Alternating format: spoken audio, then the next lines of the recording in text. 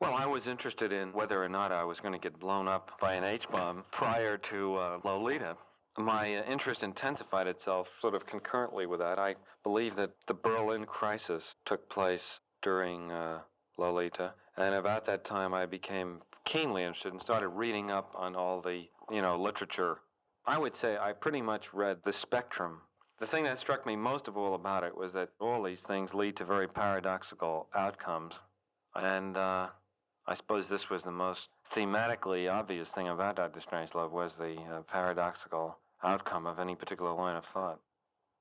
I never stopped working on a script. I like to work with somebody else because under the time pressures that you're under, you can't afford the sort of lapse of intensity that if you work by yourself you might suffer.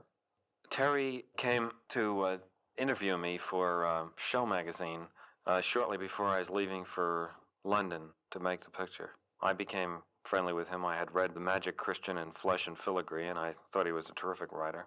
And the script was done, and it was done in its black comedy form. Peter Sellers was cast, and I thought Terry was very talented. And Terry seemed like an ideal person because the style of the script was similar, to his sense of humor.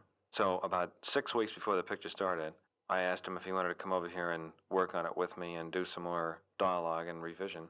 And he came over. He worked for 6 weeks, and that was it.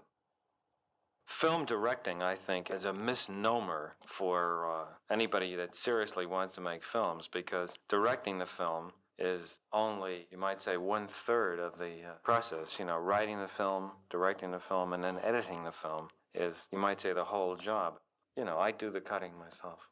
With the exception of a few directors, most people have their film edited by film editors as they go along. And then when the film is done, they look at the film and dictate some notes about it. And the film editor tries to do what they say, and then maybe they look at it again and they do it again.